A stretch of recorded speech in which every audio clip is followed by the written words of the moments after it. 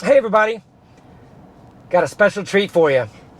Chuck Cook, we're gonna do a first time ever Charlie driving reaction cam video to Costco.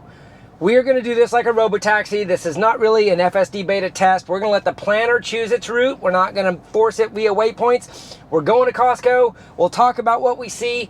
Charlie is an experienced driver and he has driven FSD before, so this is not his first time, but it is his first time on video. So maybe in the comments below you guys can tell me how he did. Anyway, let's get going. We've got Costco in here. I'll just kind of give you the general route. It's got some highway miles. It's very simple driving for the most part, but like everything else, you never know what you're gonna get. All right, Charlie, let's get her going. Let's take it off. I'm just going on after the right turn. You're driving. Well, I think the car is supposed to be driving. But it's not driving yet.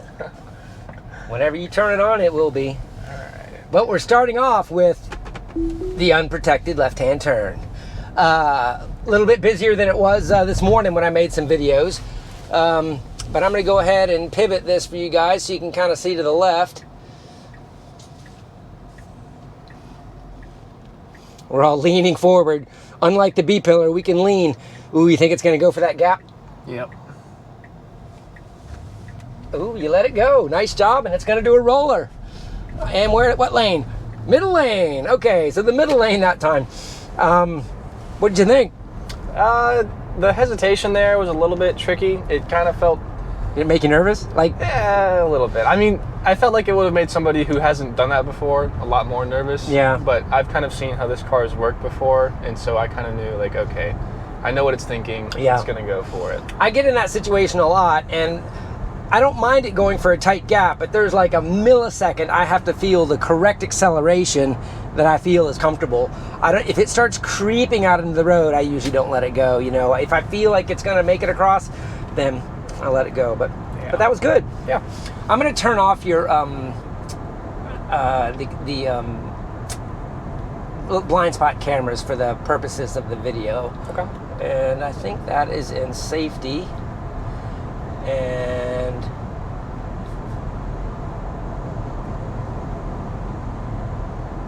nope, it's not in safety. I don't. Once you turn these settings on, sometimes you forget where they are.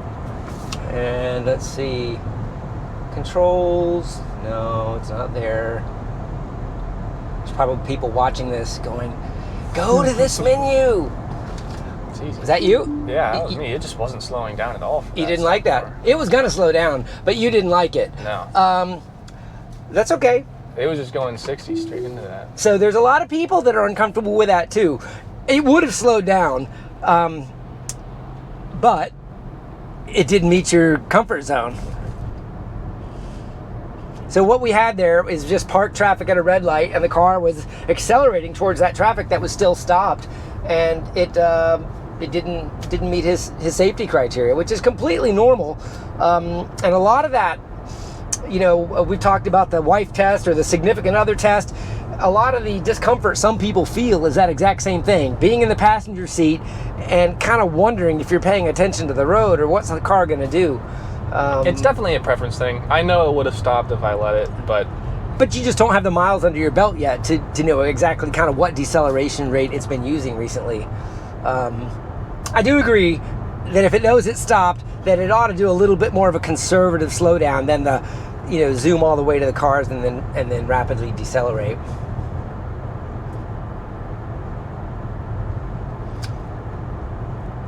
Very good. Actually, I think I'm gonna do it this way to get rid of the seat. Might be just a little bit different for you, but when I put it in that beta test profile, it turns off those cameras. Is what that does. So for those that are wondering what I just did, I have several profiles in the car. One of them is called Beta, and in Beta, I've got all of the settings that I use. Do you need to navigate again? To to make videos. So I have the blind spot cameras turned off, and I also have the speed override set to 0, just because those are the situations that I'd rather film. So here we have another one. We got a yellow light. Let's see, it's gonna stop, but just watch what it does. Do you think it did it sooner that time? Much sooner. It did. So you think it stopped sooner for a red light than it did for a stopped car at a red light? Yeah. Our reaction cam video just went off, so we'll have to see if we can get that going again.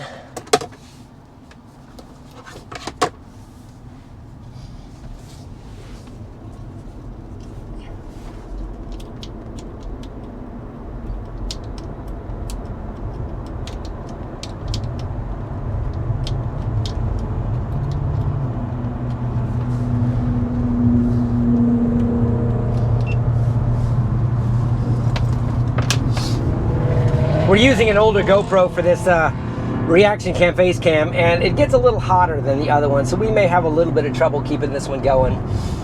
So did you feel that deceleration? Yeah, that was bizarre. So that is the double green light bug, and there's a lot of people that have been asking me if that's been fixed on this version. And when there's 2 green lights stacked like that, after it crosses the first one, it has this weird deceleration that you felt, and then it reaccelerates even though they're both green. Don't know why it does it, but it's definitely out there. Is it just like having to take a second to think or something? I have no idea what it's doing. It's almost like there's map data that it is aware of, and it's like it's got one light and then another light, and it's I'm wondering if it's like okay, react to the first light, light is green, pass through. As soon as it passes through, oh, there's another light.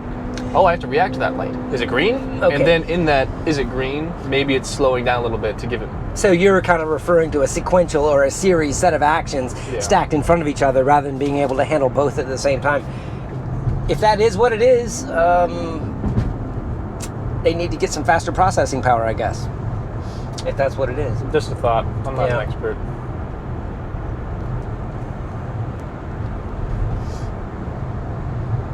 What did you think about those lane changes that it just did? I like those lane changes because first of all, it needs to get over for this turn up here. Yeah. But also, I think kind of the speed we're going at. This is generally a faster area of Roosevelt that we're on, kind of in the expanse of the wooded Navy base. Yeah. A lot of people like to go fast here, and I was about to manually do a lane change if it didn't start doing it because people were kind of starting to merge and go around. Right. So we're starting to see some orange signs here, which indicates construction. This interchange has some slight construction. I wouldn't say it's significant. I have driven it, and the car has done it fairly good before, but it's got a combination of barrels and narrowing lanes. But just to show you, we are taking this exit here on the Interstate 295 North, so it does have to find the on-ramp. I think it'll do it, but of course, with construction, you never know, what you're going to get that day or that week if they've moved things around a little bit.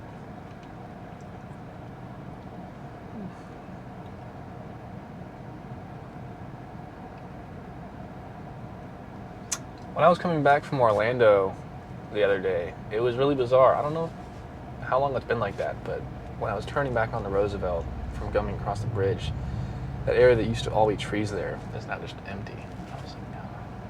Yeah, I think they're clearing some of the land, maybe widening the road and using some of it for construction, or they're building something else there.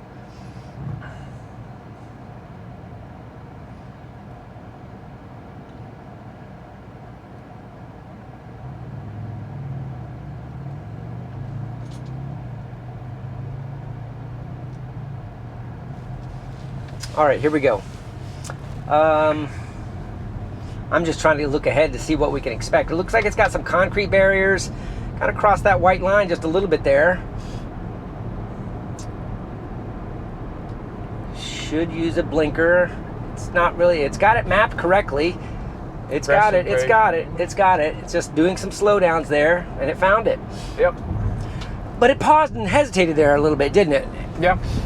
Did it feel like too much? It's kind of hard. Because, if you're looking through the eyes of the car, that's a little bit of a confusing scene. There's all these things around.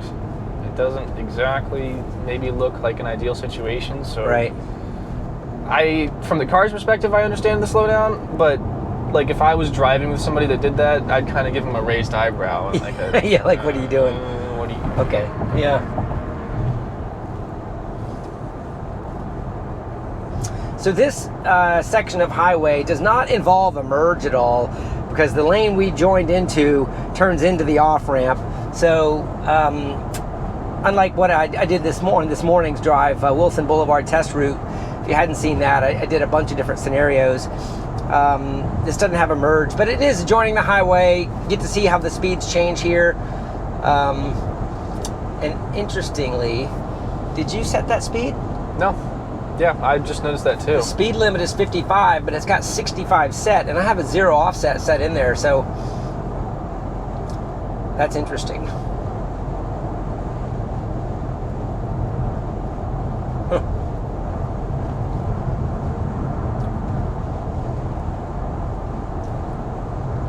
I think the last time I took the speed was on Roosevelt, kind of by Lillian's.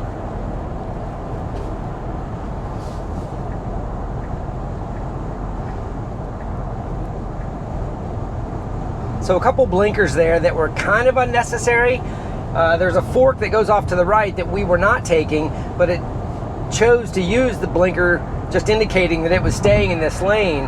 Now, I kind of find that hilarious that they're using the blinker to indicate that I'm staying in this lane left of the fork, but they won't use blinkers when I'm actually trying to merge into traffic. So there's a little bit of a dichotomy there on these blinkers, and when they are used and when they shouldn't be used. So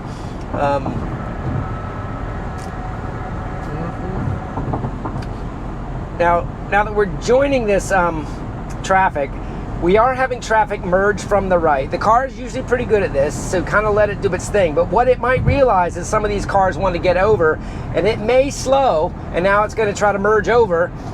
And it looks like it created a spot, and it worked. So it did that just fine. Yeah, that was seamless. So that was kind of a crisscross merge there.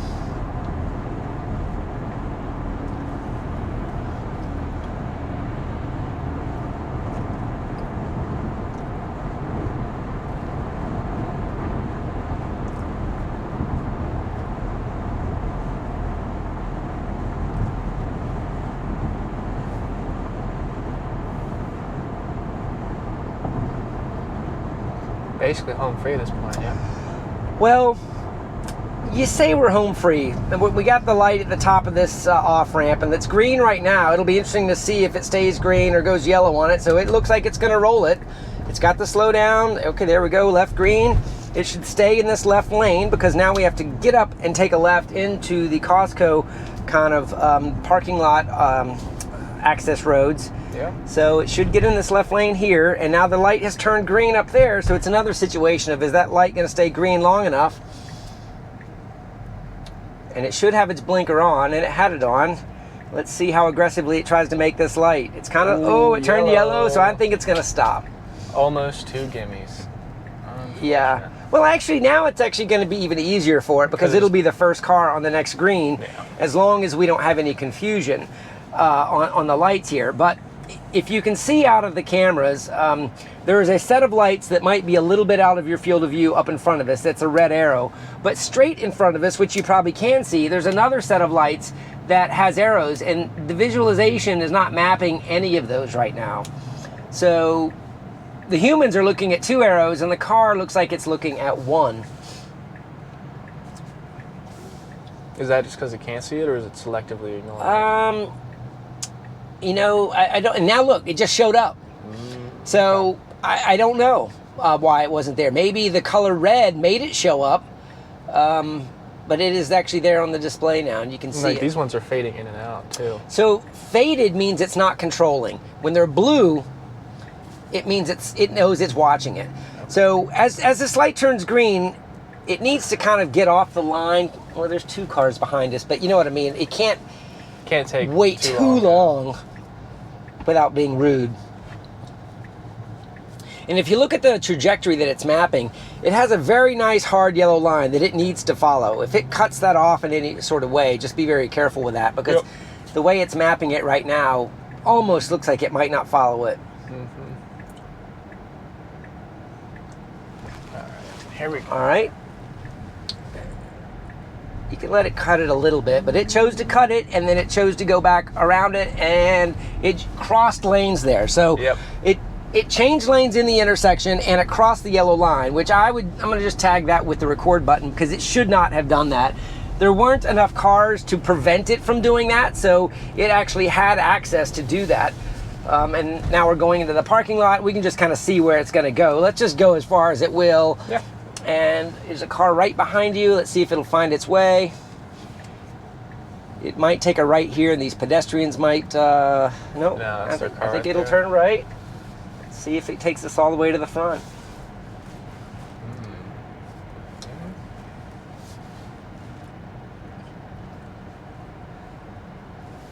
Now we're playing chicken with a car. Okay, go ahead and take over and scoot to the right.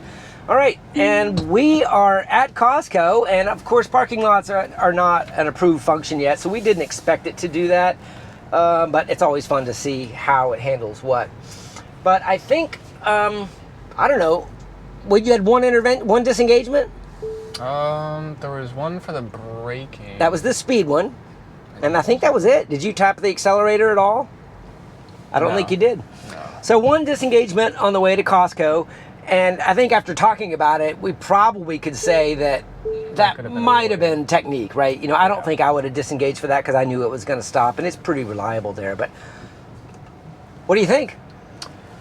Yeah, that did really good. The construction was a little slow, but overall, I mean, did really well for that.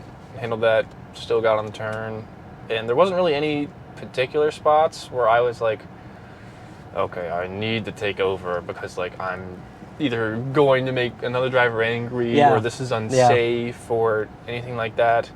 The only time I did do that was just kind of the personal preference, like you just mentioned, with the braking. But yeah, overall, I'd say changed lanes and crossed in that intersection, which was kind of a no-no, but it wasn't unsafe because of other cars, and you didn't feel like that would have been situationally unsafe. Yeah. In the situation we were in, it was. But if there were definitely more cars and faster cars in that other lane, that could have been a more dangerous situation. And maybe it would have been able to like adjust for that. Maybe if it saw another car close behind, it'd be like, oh, I can't do that. But yeah. All right, we'll be right back. All right, everybody, we're back here on round two. It looks like my screen recording might have cut off on round one about halfway through the drive. Apologize for that. I'll do my best to make it look good in post-production. We just entered kind of a return here. I'm going to go ahead and edit it again one more time, and we're doing FSD return. Go ahead. It's that was all the car right there. Yeah, that's fine. Watch. He's turning. These guys are turning. And we got our FSDBeta return. It's got a map turning here. Got some cars turning in front of us. Yep, we are engaged. Got some fast approaching cars from the right. The route hasn't quite gotten there yet, but now's its chance. Ooh, fast coming around this corner again. Now it's in the lane. What's it gonna do? You gotta go. Go. Is it gonna do it? It didn't go. That was way too slow for my liking. But you were able to let it go. Why? Because there were no cars at the moment, right? Yeah. So now it's got a green protected right turn. The map data is all caught up. So it should just join this to the right. Yep. Should stay in the right lane. What's that right there? So that is the lane. It's mapping drivable lane change space. So that would have been an inaccurate lane for it to go into because that was the hashed mark.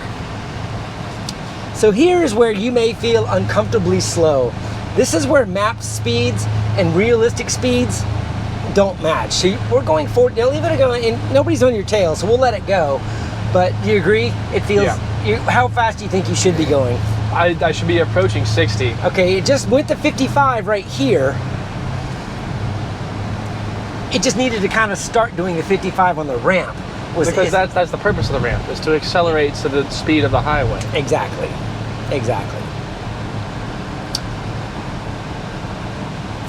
So what'd you think of getting out of that parking lot? That was a difficult situation for the car, I think. What made it hard, though? What made it hard, so you have the traffic coming on the closer side, going into Costco. That is one step. Okay, I'm clear on this side. Then it has a tough angle to the right, catching the oncoming cars. with cars that are going kind of fast. And they're going fast. Yeah. So it doesn't have a lot of time to react between, okay, I see it, versus, okay, this is an obstacle. So that's what I call, well, when I refer to it, it's like I need an adequate commit speed once you see the gap, because if you're even hesitant for a second, you lose the window, and now you're further in the middle of the road. And what made it even, so we got into the middle of the lane there, which made it kind of a do or die situation for the car. And then what was weird to me is that while it was previously aggressive on some questionable commits, on that last one where we had the space, it took a little bit once you were in the lane. Yeah. Interesting. Well, I mean, I see that a lot on those unprotected left turns a little bit too. That had that added situation of a blind corner. And those cars were probably going 45 miles an hour probably. But make sure you keep your hand on the wheel while we're driving.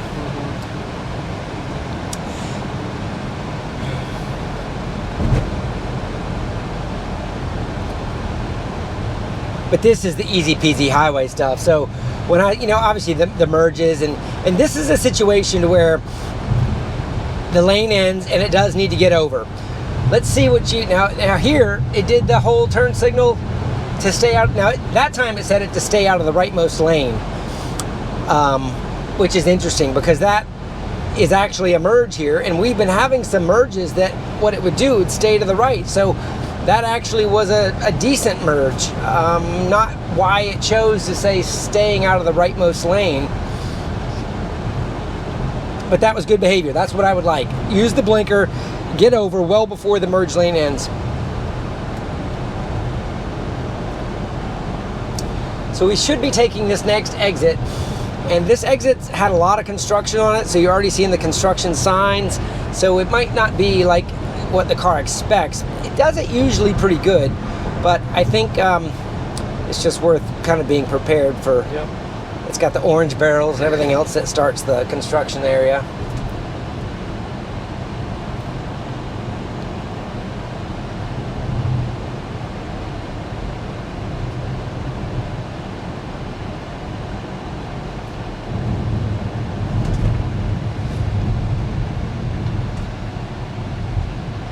Notice how it just drove through a cone.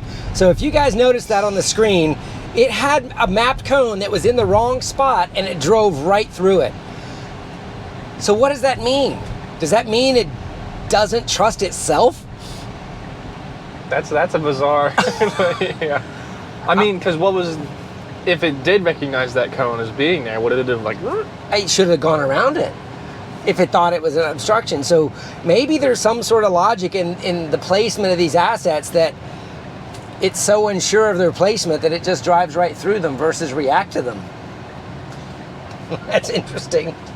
All right, protected green arrow. It didn't have any problem with that. Let's see how it chooses to manage these lines. Ooh, go, okay. go, go, go, go. Don't let it stop there. There's cars behind us. That was bizarre. So it stopped in the intersection for no reason.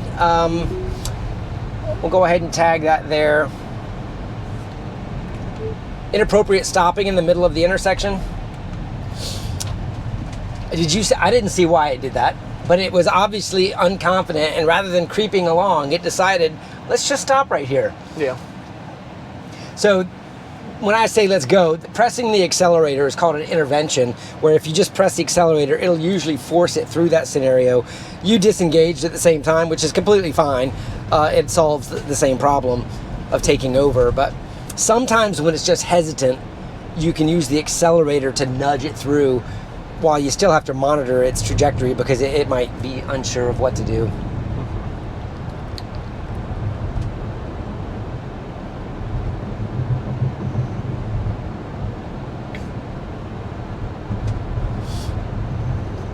Interesting, it handled the construction perfectly fine.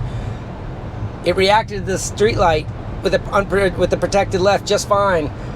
And the roads were, I thought, marked adequately of where to go. They were good. But I wonder, maybe you guys can make a comment below if you saw something you think that made it stop. I didn't see any reason for it to have stopped. It was in an unsafe place, and I like to say that because when you get those lights at intersections that last 10 minutes long sometimes, if you have people behind you, they definitely do not expect you to stop in the middle of the intersection because everybody's trying to make that light in the next cycle. So it's just not a good place to let the car do something dangerous for fear of getting rear-ended.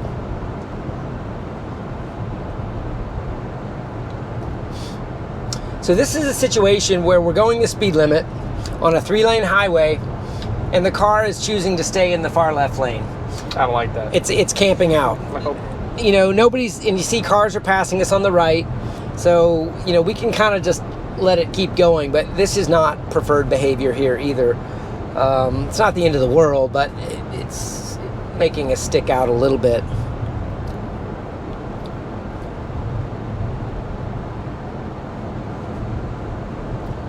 And our next turn is a right turn. So those of you that might think that it's staying in the left lane because of our upcoming turn, the next turn far in the distance, 3.5 miles, as you can see on the map, is a right turn. Here comes our double light again. Yeah, but it's not going to do it because we've got a red. Interesting, now it's getting out of the way to follow route.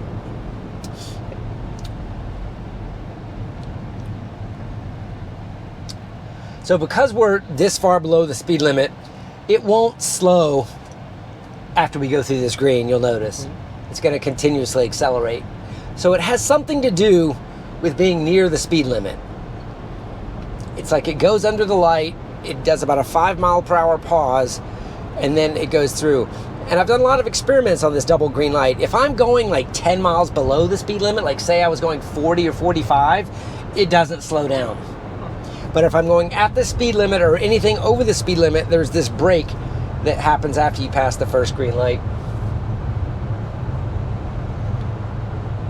Is that a private aircraft? Just flew out of the Navy base? Huh. Don't see that often. Yeah. We're just noticing, we're passing the Naval Air Station, and an aircraft that just took off looked like it was maybe a civilian aircraft, and we don't see that a whole lot taking off from these runways. Maybe he's doing some practice approaches or something like that. Maybe. It's a beautiful flight line. You hoping to fly one of those planes one day? I don't know yet. It'd be... I mean, it's not out of the picture to come back here one day, but that story's not yet written. That story is not yet written.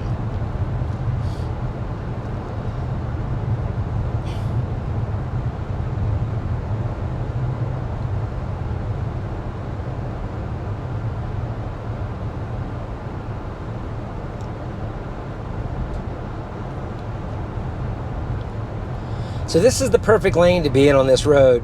Mostly because of all the business travel that is joining these lanes here to the right, we're not having to slow down for them. And we're not in the left lane for people that are just really wanting to go a little bit faster. So I hope it stays in this lane till we get about, 3/4 of a mile from our right turn at our destination. But the behavior has improved a lot with managing cars that cut in front of you. Like if that car had jumped out in front of us, it's managing these a lot better. You can see all these other cars that have these unprotected turns. Like this car approaching from the right, it's not flinching at all on any of these cars.